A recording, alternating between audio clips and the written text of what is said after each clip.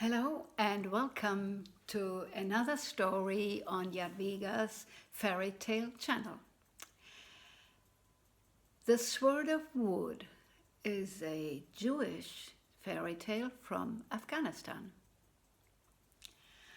Once upon a time there was a king, a very good and wise king, who was very much concerned about the well-being of his people. And since he knew that nobody would tell him the truth if they knew he was the king, he from time to time dressed up just like an ordinary man and walked his country. And then he went to the marketplaces and to the pubs and just listened to the people, and then he knew what problems and concerns they had. So one day he was walking his own capital. His castle was on top of the hill, and around that hill were the houses of his capital.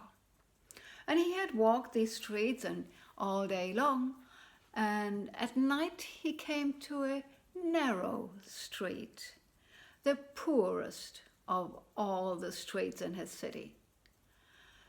It was the Jewish quarter. And the houses were so poor and shabby, it was a shame. But these people were very, very poor.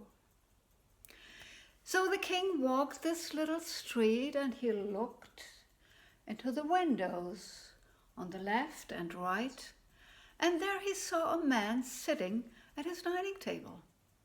So he knocked on the door and asked, "Hello, is a stranger welcome here?" And the Jew opened the door and said, "Oh, strangers are from God. Come in."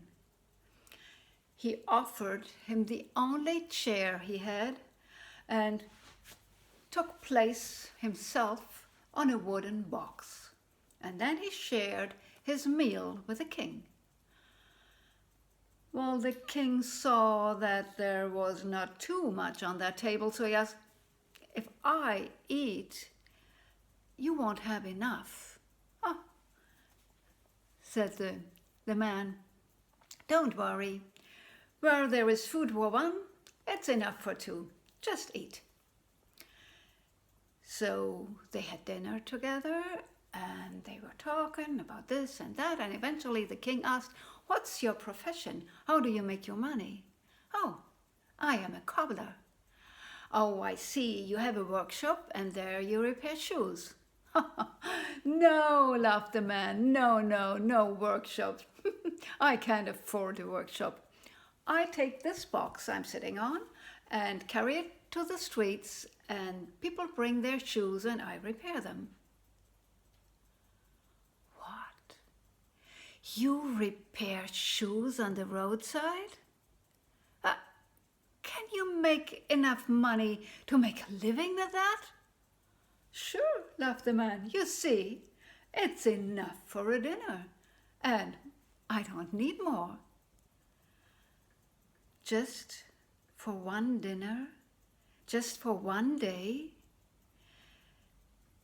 Don't you need a bit extra money just in case, for maybe you become sick and you cannot work tomorrow? Then you have nothing to eat." "Ah, tomorrow. Tomorrow is tomorrow," said the Jew, "and God is blessed day by day." Next morning, when the cobbler came into the city, he saw huge signs. "The king has made a new law that says nobody's allowed to repair shoes on the roadside unless he purchases a license for 300 gold thalers."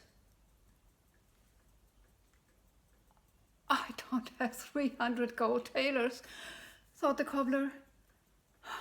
"What shall I do?" He went home and got 2 buckets. And when the king came that night, he was surprised to find a dining table full with food. He said, "Oh, my dear friend, I have seen these signs that the king made a new law, and how did you make your money today? What did you do?" "Oh," said the cobbler, "you see, I took those 2 buckets and carried water into the houses, because people always need water, and some are really happy if somebody carries the heavy buckets upstairs. So you see, I made enough money for today." "Yes," said the king, "but if you cannot carry water into the houses tomorrow, what would you do?" "Tomorrow is tomorrow," said the cobbler, "and God is blessed day by day." The next morning, there was a sign that it was forbidden to carry water into the houses. "Oh, this king cares for a lot of things," the cobbler thought.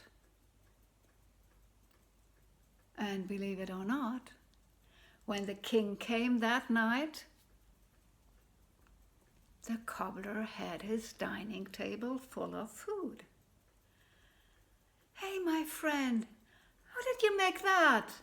I saw that you were not allowed to carry water into the houses. What did you do?" "Very simple," said the cobbler. "I went into the forest and gathered some wood and sold it as firewood." "But if you cannot carry firewood tomorrow, what will you do? You will have to stay hungry." "Tomorrow is tomorrow," said the cobbler, "and God is blessed day by day."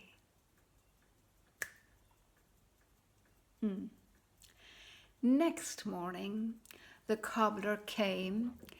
He found himself captured by 2 soldiers. And they said, "You have stolen wood from the royal forest, and therefore you have to stand on guard on top of the hill beside the castle for 30 days with no money to earn."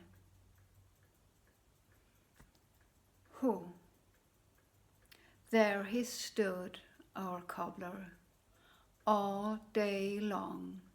The only thing he had was the sword the soldiers had given to him in a scabbard.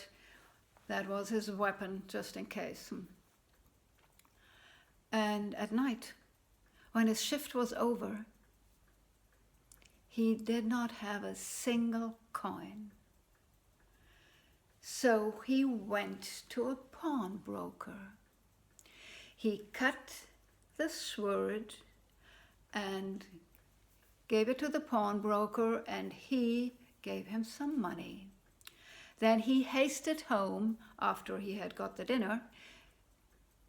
He hasted home and cut a wooden blade for the sword and put it into the scabbard. Now, can you imagine how surprised the king was to find this dining table and said, "What did you do?" "Oh, I tell you," said the cobbler, and he showed this wooden sword to the king and said, "Well, once I've made money, I get it back, and then the king will have his sword as it was, as he gave it to me." My dear friend, what will you do if there is a sword inspection tomorrow? You will hang. They will kill you. You're crazy. Tomorrow is tomorrow, said the cobbler, and God is blessed day by day. Next morning, when the cobbler came with a sword to stand on guard beside the castle, soldiers brought a man with them, and they told the cobbler, "This is a murder, and you have to kill him, because this man has killed 2 people. No, said the cobbler, no, I am a Jew. I don't kill people. You have to, said the soldiers, because you carry the royal sword. So you have to kill this man. No, I cannot do that, said the cobbler. Well, said the soldiers, if you don't kill him, we will kill you. The cobbler looked into the eyes of this man, and he saw this was no murder. This man was innocent.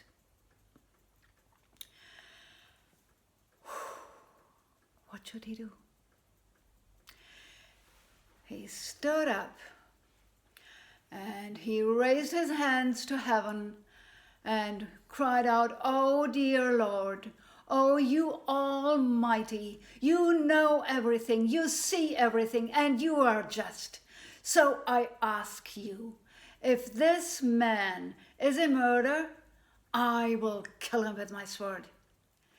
But if he is innocent, I ask you to transform this sword into a wooden one."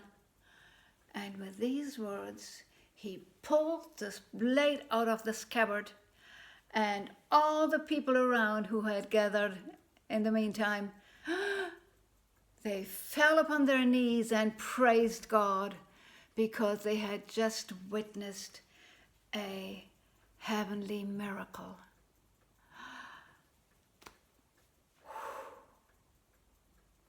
Now the king came and said, "Well, my friend, you know me, but you didn't know that I am the king, and I am very impressed. And I want to learn from you. I want to learn how to live day by day and how to trust in God. So I ask you to become my personal advisor." And so the cobbler became the personal, private advisor of this king, and never ever made the king any decision without having asked the cobbler before. The sword of wood.